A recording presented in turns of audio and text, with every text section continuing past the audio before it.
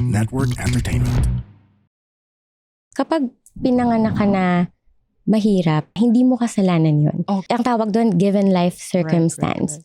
Pero kapag tumanda ka na mahirap, kasalanan mo na yun. Kasi wala kang ginawa.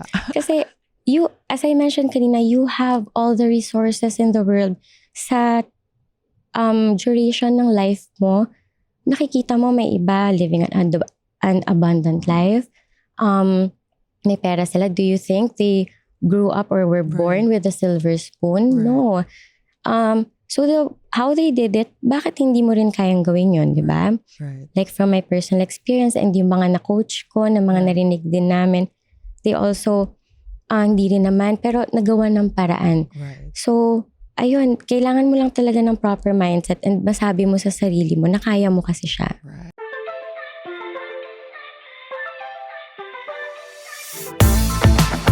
Hi, this is Mirza Season. Welcome to You Can Do This, a podcast that'll help you achieve your dreams and goals one episode at a time. What are you waiting for? Let's go!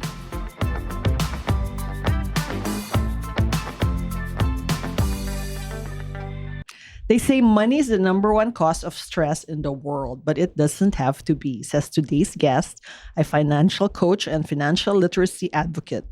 Starting with no money at all, she now coaches people on removing their money blind spots and creating the right mindset and proactive and sustainable habits, behaviors, and strategies. She wants her coachees to take control of their finances, make sound decisions consistently, and expand their minds to what's possible, using money as a tool to live their best lives. The CEO and co-founder of Born to Win Philippines, Forex trading education provider, is also a certified executive coach, a certified life coach, a certified master practitioner in neurolinguistic programming, and a certified master in business management. Lahat na. Please welcome Ms. Alyanna Pabalan. Yes, hello, Mirza. Alyanna. Thank you. Thank you for nice having to have me. you here. Good Wow, afternoon. I'm so Hello. impressed by all your credentials. Thank you. So when you say that you started with no money at all, what does that mean? Okay. So personally kasi ako, growing up from a humble family background, nakita ko kasi yung family ko, yung friends, relatives, name it. Lahat sila usually ang common root cause ng mga problema nila, 99% talaga is money. Oh. So nakita ko yung relationships na nasira, nag-away-away, nag-ruin talaga everything right before my eyes, even my personal family. Lahat yun, ang problema talaga is pera. My parents, I saw them fight over it. So, of course, ako, personally, I started with zero talaga noon kasi pinag-aawayan nga nila. So, even when my mom passed, wala naman akong namana. Also, when I started working, wala akong anything na na-start. Yung mga baon-baon lang, ganyan. So, when I actually was young, I started having a kid. Maaga, very young in life. Right. So, doon natuto ako na kinailangan kong magtrabaho. Right. I have to face yung mga parental responsibilities. Right. Ganyan, para mabuhay siya. However, lagi siyang kulang. Alright. Nafe-feel ko na lagi siyang kulang. So, ayun, dun ko nasabi talaga na I really started with nothing, with zero. Right. And then when did things change? Okay, so, ang turning point talaga siguro nito na nagbago siya is when, nung time na I had to work, tapos kulang pa rin siya. Kulang ako sa pang-sustento sa anak ko. Tapos, ano yung work mo nun? okay, so I first started as a call center agent when I was 18 years old. Oh my gosh. Earning 14,000 pesos per month. Right. So, I was already renting my own place. Right. Were you a single mom? Yes, nung una naghiwalay din kami. Parang sinasabi nga namin, parang family generational 18 years curse. old, single mom, and working already. Tapos ka nang mag-aral, hindi pa? Hindi rin. So Oh my that's another story actually. Right. So there, naging working student ako nun. when I was in college. I was 18 years old. Tapos, na-realize ko kulang pa rin siya. And yung turning point was kinuha ng lolo and lola niya, Yung anak. yung anak ko, to give her a better life. Wow. It was my turning point kasi sobrang sakit as a mother na mangyari yun. I realized I had to do something about it. Right. So, doon naisip ko na kailangan kong hindi matulad sa naging family ko or naging sa first relationship ko na yon. Right. Naging very focused ako sa goal na I want to walang makasira na sa life ko, especially when it comes to money. I don't want it to be a problem anymore. I don't want to worry about money anymore. So, yun yung start talaga niya. So, when I was in the call center, nag-start ako magtingin-tingin. Ino-observe ko yung mga tao sa paligid ko. I noticed merong nagbebenta ng mga food. Okay. Mga ganyan. Tapos, sabi ko nag-earn siya more. Of course, kasi meron kaming salary. Tapos meron pa siyang iba. Sabi ko, I need more money. So, I want to do that too. Kaso paano ko gagawin yun? Wala nga akong pamuhunan. Negative ako. Negative ako. Ang dami kong utang nun. Hindi ko alam kung paano ko babayaran. Problema ko talaga yun. But I kept observing. Tapos may nakita ako sa ground floor ng call center nun na nagbibenta siya ng mga damit. Naging friend ko siya. Sabi ko, gusto ko rin magbenta niyan. Kaso wala akong pang start pero promise, tutulungan kita. Kaya gusto ko lang bigyan mo ako ng percent or hindi ko alam pero wala akong pang start. Ganyan.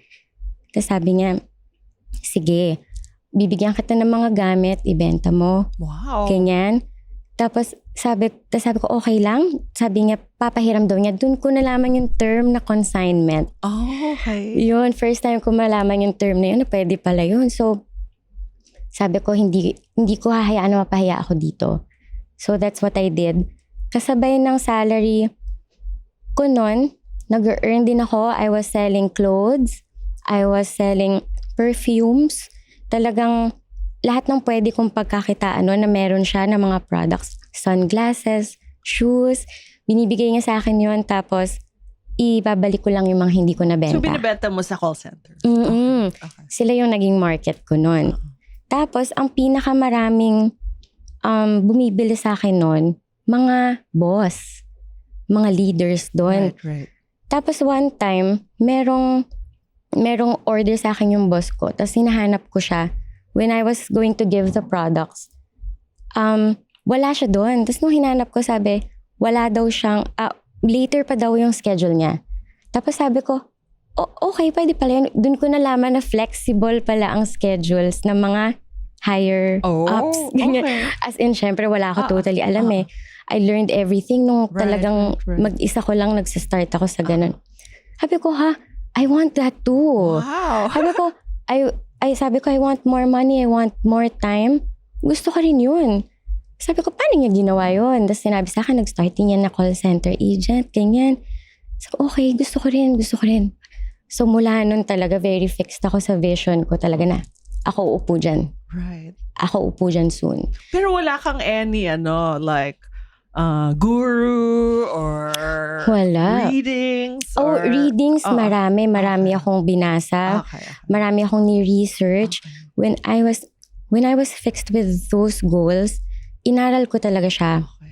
Parang, pag may nakikita ako na gusto kong gayahin, kinakausap ko, tinatanong ko, talagang puro from experience. Right. Yung mga una nung starting ko sa life ko when I was younger. Okay. So, paano ka napunta sa financial world? Okay. So, eto na siya. So, nung long story short, kakapanood ko dun sa mga leaders na yon. It took me 13 years to get promoted in the corporate world. Like, hindi naman 13 years bago ako na-promote.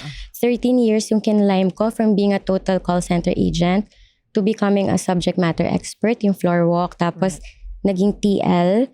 Tapos, naging operations manager. Naging senior operations manager. And then, I became a director in 2 different companies. So, from a call center, na-try ko rin kasi iba-ibang what do you call that? Yung accounts. Mm-hmm. You have the customer service, sales, So collections, you and really all worked that. your way up. Yes. Uh-uh. Tapos napunta ako kasi nag-financial account din ako. Tapos given that experience, nung I want to grow pa yung Right. yung salary, meron akong nakitang offer na parang na nasa investment world or nasa financial industry. So I got there knowing nothing about it. Basta I just wanted to Right. grow ganyan muna and learn something new na hindi na masyado sa call center. So I went there as a director na managing the operations. Right. Tapos nung nakikita ko what they do, dun ko nakikita yung kung paano mag-invest, paano maghumawak ng pera, Right. paano mag-budget. I became more interested kasi growing up, talagang yun yung goal. Kasi sabi ko, ito talaga yung gusto ko. Dinadala rin ako ni Lord dito. So, dun ako nag-start na nakita ko kung paano rin ako personally natulungan ng mga tao sa paligid ko just by sharing their experiences Right. to be financially literate. And slowly, ganun din yung nangyari sa akin. Right. So there. So Dun ako there. napunta. Okay. Kailan ka di ba naging operations manager ka ng Google? Yes. Oo. How did that happen? Part siya nung pag-climb ko ng corporate ladder. So, meron akong one time na na-dissolve na account. Tapos, yung job street, Right, ganyan. right. Tapos, nag-apply lang ako. Tapos, there, ayun. From there, nagulat din ako na dalawa yung in-applyan ko actually kasi noon. Pareho akong natanggap. I was confused pa kung anong pipiliin ko. Pero kasi knowing Google talaga, it's gonna be a good experience for me. Kaya yun yung pinili ko. What's the best thing you learned from Google? Sa Google, siguro it's really managing yung time. Kasi syempre bilang nasa management ka, parang yan yung isa sa mga struggles mo. Right. So yung pag-handle, yung pag-manage talaga ng time, yung pinaka natutunan ko in Google per se, dun mismo. Right, right. And so how did you end up in Born to Win? Okay. So, alright. So, yung start kasi nun, when I realized nung time na nasa peak na ako, na ang next ko na kasi nun, I was reporting already to the CEO na based sa ibang bansa. So, one is in the US and in the UK. Being in the corporate world, kahit na yun yung isa sa goals ko, I saw the toxicity. Yung corporate world, maraming negative ones, ganyan. Doon ko na-realize na sabi ko, I don't want this. Gusto ko, paano ba yung ako yung magiging final decision maker? Right. Yun yung inisip ko.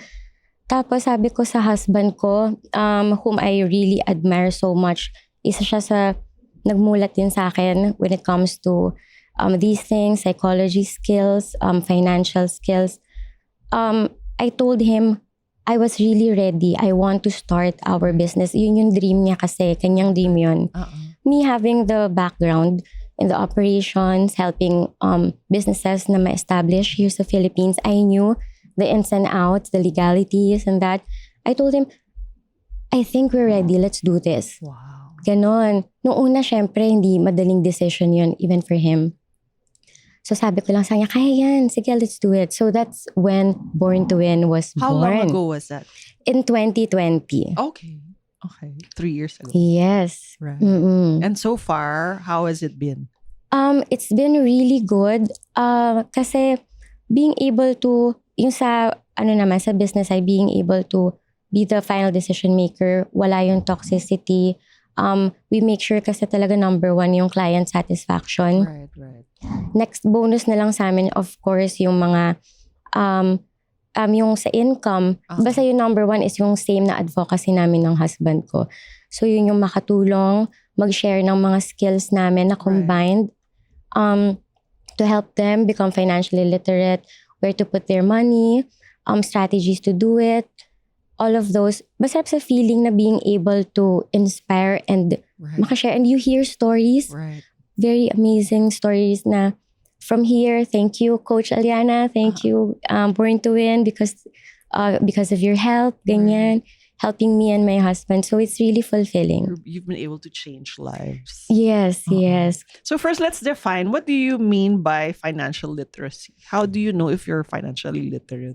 Okay, financial literacy kasi is understanding and implementing different financial skills. Right. So dito pumapasok yung personal financial management. So ito yung money management. Right. Dito yung saving, budgeting, investing, paying bills on time, managing credit cards, Right. yung mga ganon. So, ayun, yun yung being able to have a good relationship with money. Right. And what do you say, is there a parang common relationship ng mga Pinoy with money? Knowing what you know and how you grew up? Yes. Okay. When it comes to money kasi, ang napansin ko sa mga na-coach ko, merong mga karamihan talaga mga one-day millionaires, kung tatawagin, Okay. or mga happy-go-lucky. That's actually good in a sense na syempre na-enjoy nila yung hard-earned money nila. What do you mean by that? Yung kumita ng malaki? Tapos, No, it's the sorry. mindset. The mindset. The mindset of being a one-day millionaire. What does that mean, one day millionaire? A good example is yung kakasahod lang. Okay. So, good yan kasi may enjoy mo. May pera na ako. Bili ako ng gusto ko. Ganyan. Tapos, yun yung tinatawag actually nila na parang pay slip. You get your pay, then magsislip siya na ganyan. Tapos, the pay slips away. Yes, correct. Ganon. Meron ding tinatawag na pecha de peligro. Okay. Diba yung you have to, yung nagpaka one day millionaire ka, tapos pagdating ng mga 10th of the month or 13th, Ayan na siya. isihikahos ka na tagal naman ng Judith. sahod. Oo, yan. Mga waiting. So yung napansin ko na they don't know how to control their money or manage it well. Right. And so? Kaya, so there, after nun, when I realized that, na-realize ko kasi na nasa mindset kasi talaga ng tao yan eh. Yung hindi sila, they don't know. Kasi hindi nga sila financially literate. So, alam lang nila they have money, so they spend it without thinking yung sa mga tomorrows nila. Hindi na plan out well, kumbaga. Right. In fact, according to this study that I found on the pna.gov.ph, the Philippines is in the bottom 30 out of 144 countries in terms of financial literacy. It's a global study. And only, according to the BSP, only 1% of Filipino adults could answer questions about financial literacy. So parang napakalayo ng, kumbaga, kawawa ng ating financial intelligence. Why do you think this is so? Well, actually, I agree. And as per my personal study, 95% of the people are financially illiterate. Right. 4% thinks they are financially literate because they're earning big. Right. But really 1% lang ang really financially literate. Right. So, as we know, financial literacy is not something, this is unfortunately not highly taught in schools. Hindi siya talaga tinuturo. Meron tayong mga courses like accounting, accountancy, finance, but they don't really highly talk about it. Hindi nila masyadong tinuturo yun. So, hindi deep. So, for me, siguro, ipagsama-sama mo yung mga tinuturo sa accounting, finance, economics, and psychology. Right. Siguro yun equals financial literacy. Parang ang hirap naman. Mahirap siya? It sounds mahirap. Or is it common sense? Hindi rin naman siya really you can say also, actually, like it's common sense. It's about having that mindset putting that in your mind, in your head, and taking control of your emotions when you do it. So, pag samasamahin mo lahat yun, yun yung financial literacy. Right. So, when you talk about you want to remove Pinoy's blind spots, ano ba usually ang mga blind spots natin? Okay, so, yung mga tao kasi usually sila parang lagi nilang sinasabi na hanggang dito lang kaya ko, or wala akong pera. Oo. Paulit-ulit na lang Or buti ka pa mayaman ka. mga ganyan. Pang mayaman lang. Mga ganyan, maririnig natin yan na hanggang dito lang ako kasi ito lang tinapos ko or Oo, mga ganyan. tama. O hanggang dito na lang ako because this and that. In other words, ito yung nasa comfort zone sila. Right. So most people, they actually tend to choose to choose this easy path para or just really accepting yung present circumstance nila. So puro ganun yung maririnig mo talaga money blinds money blind spots. Right. And so kung ganun ka, what happens to you? So never ka nang yayaman. If tinanggap na nila yun, depende. Pero kahit tinanggap na nila yun, araw-araw or usually most of the time, puro reklamo naman. Puro wala pa ring pera, tas ending problema. Right. So, ganyan. Would you say this is why naghihirap tayo? Actually, you know what? We are never poor. Okay. What do you mean by that? We are never poor. We are rich in resources. Okay. It's just the money blind spots Right. na pumipigil sa mga tao. For me, the only thing that's really getting in the way between people and their money goals is actually the BS story. They keep telling themselves as to why they can't achieve it. Which is? So, BS can be the blind spots. Right. Or anything na pwedeng maisip. Excuses. Yes, those excuses. So yun lang talaga yung naghihinder sa tao Right. Para maging better sa life, maging financially literate. Hindi lang nila ino-open yung mind nila for it. Right. So, do you have any success stories of yung mga students mo or coaches mo na ano yung kalagayan nila dati? How did they overcome this BS? And then, what did they do para umasenso? Okay, so yes, we have taught thousands of Filipinos here and overseas in Born to Win Philippines. Yung mga graduates namin or mga naturuan, usually, siguro mga good examples is one, merong OFW. He didn't have to work anymore overseas. It was so fulfilling. Ang sarap sa pakiramdam when he messaged us and said, Coach, nakauwi na ako. Kabayan, I'm here. And it's because of you. Thank you. Right. Another, this graduate, this is a business owner na parang lagi siyang namamroblema sa pag-continue ng pagtayo niya ng house niya. So with our program, with our help, she said na, thank you, Coach. Ito na yung pinto. Ito na yung ganyan. So, masarap lang sa feeling being part of their journey, of their process of being better in life or improving themselves in life. Siguro last, mga relationships.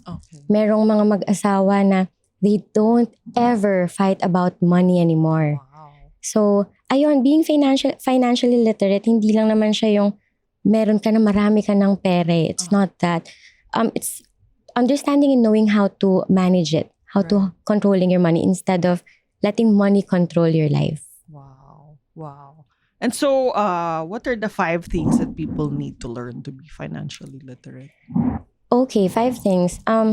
Siguro ang number 1 ko na pwedeng i-share is be intentional where you put your money. Okay. So, for me kasi if you cannot spend 3 times over a specific item, you cannot afford it. For example, ang mindset, this is the mindset that I do. So, kunyari, bibili ka lang ng electric fan, for example. Kunyari, the electric fan is 1,500 pesos. So, iniisip ko is, meron ba akong 4,500 times 3 na para maisip ko lang for myself, do I afford this? That way kasi mapipigilan mo yung mga overspending. Like, I don't have to buy Dyson anymore. Hindi na kailangan na pag ganun yung mindset mo, kumbaga.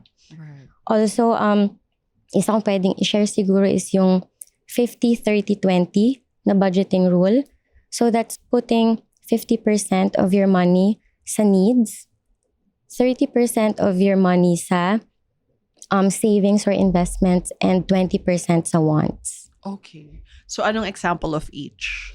Okay, so ako kasi personally, naka-budget na talaga yung household expenses namin. Right. So, we make sure na yung 50% dun mapupuntain kung may extra, napupunta na siya sa savings or sa investments namin. So, Na-add needs siya is doon. mga rent, food. Correct. Yung mga household expenses siya. Right. Kids na mga bayarin, mga ganyan, personal expenses, toiletries, kasama na yung mga ganyan, groceries, Right. food. Ayun. So, sa 20% naman, of course, hindi mo naman pwedeng i-deprive yung sarili mo. Right. So, ako personally kasi, so even sa wants, I take time to study it. Like, personally ako, I have credit cards. I spend on luxury. Right.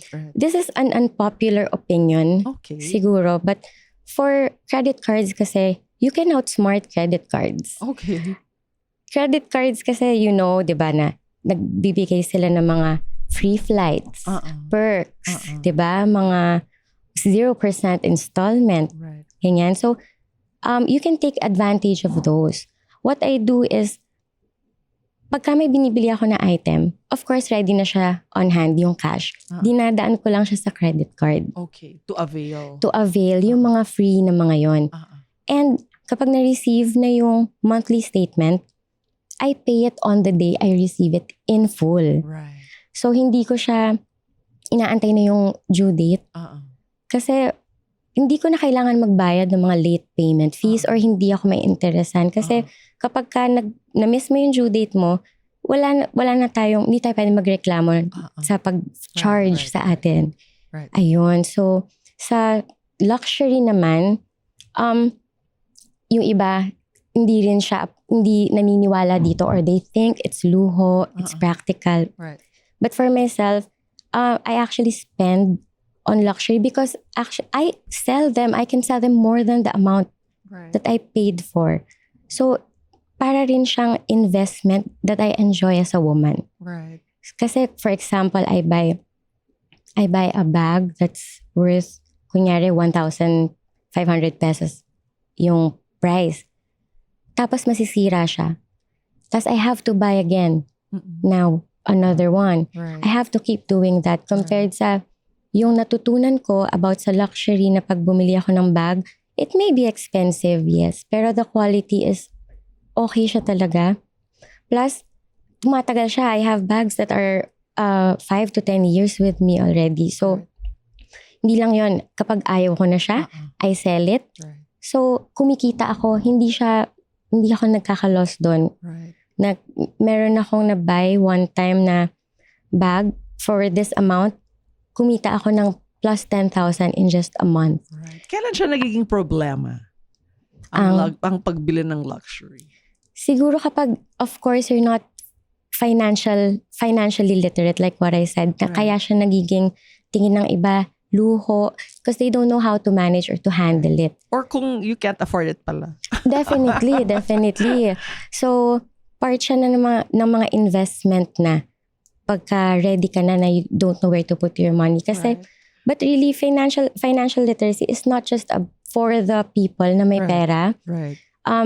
Para rin to sa mga minimum wage earners. Of course, syempre kailangan alam nila kung paano hawakan yung pera. Kahit, especially to women. Right. Whether sila ang nag-work, nagtatrabaho, nag-create ng income, or sila yung nagmamanage ng money sa bahay nila, they have to learn kung paano hawakan yung pera. Kasi, of course, kapag alam nila yun, hindi na to pinag-aawayan pa sa bahay. Right. They will enjoy or have more monetary stability, less stress. Right. Syempre, hindi na pinag-aawayan yung pera. And of course, a higher quality in life. Right. When it comes to savings, di ba sabi mo, how many percent yung savings? 30? 30. Usually, is it true, from what I hear, that ang mga Pinoy magsisave lang kung may natira dun sa sweldo? Yung tira-tira ang sinisave. No. Rather than magsisave muna bago gumastos. Yan yung common na maririnig natin. Siguro dahil nga tingin nila yun yung dapat or tama. Pero for me personally, no. That's not how you do it. Lagi mong uunahin yung savings mo before expending. Tama. So mag-save muna bago gastusin. Of course, of course. Right. So any other tips? Actually, that's one. Next, meron pa tayong maririnig. Number 2, there's a saying na kapag maliit ang kumot, matutong mamaluktot. Tama. Diba? For me, no. Oh, no. No. Okay, but pwede naman sa iba. For me, no. Kasi, bakit ko gagawin yon na babaluktot ako sa maliit na kumot when I can go out there and come up for the bigger kumot? Okay. Diba? Having that mindset na hanapin yun, ma-function yung brains mo, yung mind mo, na yun yung gagawin mo next. Unlike yung maging complacent ka lang na nakabaluktot. So rather than magtiyaga sa kung ano mang kinikita mo, maghanap ng malaking kita. Yes, yes. So kasi naniniwala ako na kapag pinanganak ka na mahirap, hindi mo hindi mo kasalanan yun. Okay. Kasi ang tawag doon, given life circumstance. Right. Pero kapag tumanda ka na mahirap, kasalanan mo na yun. Kasi wala kang ginawa. Kasi as I mentioned kanina, you have all the resources in the world. Sa duration ng life mo, nakikita mo may iba living an abundant life.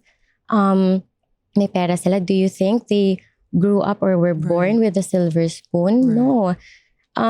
So how they did it, bakit hindi mo rin kayang gawin yun, di ba? Right. Like from my personal experience and yung mga na-coach ko, na mga narinig din namin, they also, hindi rin naman, pero nagawa ng paraan. Right. So, ayun, kailangan mo lang talaga ng proper mindset and masabi mo sa sarili mo na kaya mo kasi siya. Right.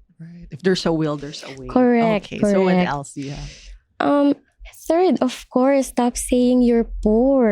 Right. Kasi paulit-ulit yan, pag yan ang lagi mong sinasabi sa sarili mo na wala kang pera, you're poor, yan yung may instill sa'yo, tas yan na yung ililive mo sa life mo. I'm poor. So instead, what do you say? I may not have enough money, so let me go out there and come up on ways. Right. Pagka naisip mo na wala akong mahanap, failure is only feedback. Right. So, go out there. Sige lang. Keep trying. Hanapin mo nandyan yan. Hindi mo mawala yan. Okay. So, ayun. Number 4. Never put all eggs in one basket. Okay. In terms of investments. Yes. When it comes to investments. So, ako kasi, kami ng husband ko now, we have a total of 6 kids. Oh my God. Kasi blended family. Correct. So, we have a total of 6 kids. Hindi talaga option sa amin na hindi maging financially successful. Talagang both kami ginapang namin yan. My husband has the same story rin na from wala rin. So, it's for us, money is not the most important thing, but it is very important to me kasi I want to give my children enough money so that they could do anything but not as much that they could do nothing. Right. Okay, so dito pumapasok yung una namin na investment, which is yung insurance. Right. But not for all ang insurance in my opinion. So, when do you think do people need an insurance? Doesn't everyone need? Well, for me, for me personally, in my opinion, no. If people depend on your income, family, parents, loved ones, relatives, you need life insurance. Okay. Yun ang important na malaman ng mga tao. But if not, you don't. Hindi pa siguro. Hindi, mag-focus ka muna mag-save. Kasi ako wala akong anak, so. Kung wala nagde-depend naman sa insurance mo, pwede mo muna siya i-set aside. Okay. Ayun. So, what else? How do you know what baskets to put your eggs in?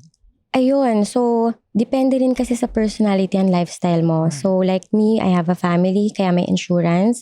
We also invest in real estate or gold kasi hindi yan bumababa na na value. Right. we invest in the forex market. Ito yung something na na-enjoy namin na mag-asawa. And forex is what you teach. Yes, correct. This fits our personality talaga perfectly. Kaya ito yung napili namin talaga na i-share and ituro sa mga tao. So, ang very important talaga dito sa tip na to is to never invest in a business or anything you don't understand. Okay. Yun talaga. Kasi kailangan natin iwasan maniwala sa mga 100% guaranteed. There's no such thing. Hindi totoo yung mga get rich quick schemes. Yung mga ganun, iwasan natin yun para hindi tayo ma-scam. Or pag may trend na, you can't go wrong with food. Ganyan, diba? And then people invest and then they lose money. Yes, correct. So, yun yung mga iwasan natin. Aralin muna before getting into anything at all. Kahit simpleng insurance, kasi medyo alam na lahat na parang 100% of the people need this or the rest, everything, all kinds of investments. Right. Anything else? Lastly, if you, for me kasi I also want to share na if you cannot control your emotions, you cannot control your money. Wow. Yun talaga siya. Kasi, please explain. Yes, having the mindset of being able to be in control of your money, you can use it as a tool to live your best life because scared money doesn't make money. Okay. Okay. Kasi life is about taking risks. So, same with, of course, money. Hanapin mo dyan. It's out there. Take the risk. Just go and try it. Kung nag-fail ka again, it's only feedback. Just keep going. Yun lang talaga. Kasi for me, I believe we don't have to be smarter than the rest.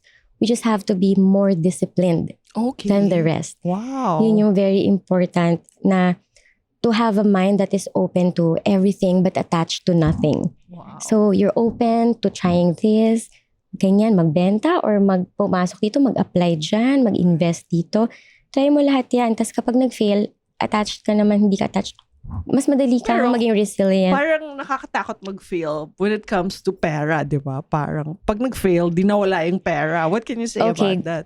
Good point. So when it comes to money investments naman, you should only just invest money you can afford. You can afford to lose. Oh, okay. Extra. Okay. Yes, kung mga last money mo na yan, kung mga pang bahay pala yan, pang bills, wag mong i-ano muna. Or maliit lang. Right. Yung para matry mo siya, you can test the waters if you have studied it already, kung natutunan mo na siya. So, ayun, yun yung mga very... Paano kung walang extra? Hindi pa yun yung time. Okay. So, you have to go out there muna. More exposure to the world, to learn financial literacy pa, to hanapin mo kung ano pwede yung pagkakitaan. Meron dyan. Like ako, wala naman akong panimula, pero nagawa ng paraan. The rest of the stories, they can do it too. Wow. You can do this too, like Alyanna, based on her story. Mm-hmm. So if there's only one thing that the people listening can take away from our conversation about financial literacy, what's your takeaway for them?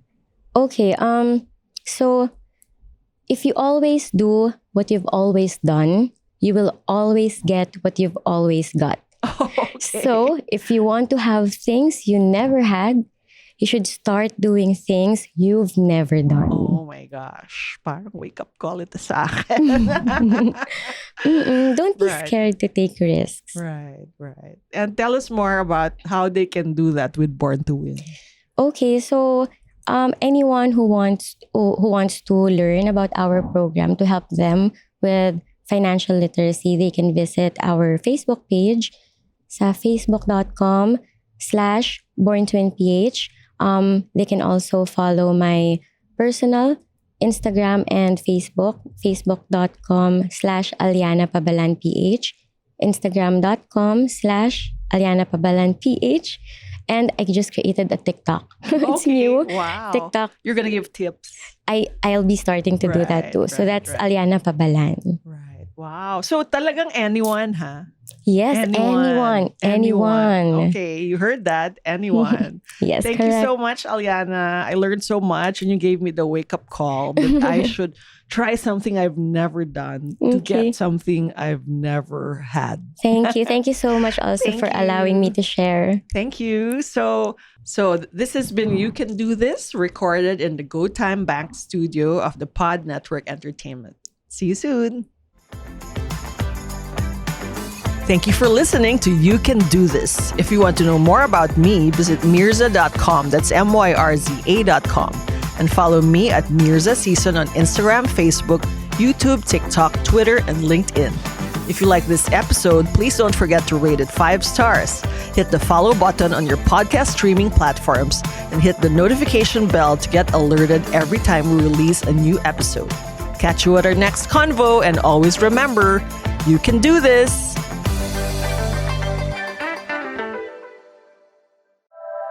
The opinions of podcast creators, hosts, and guests are not necessarily reflective of the official stance of the Pod Network Entertainment, its hosts, or other network programs. The content created by the people behind the podcast is personal and not meant to harm any religion, ethnicity, group, organization, company, or individual.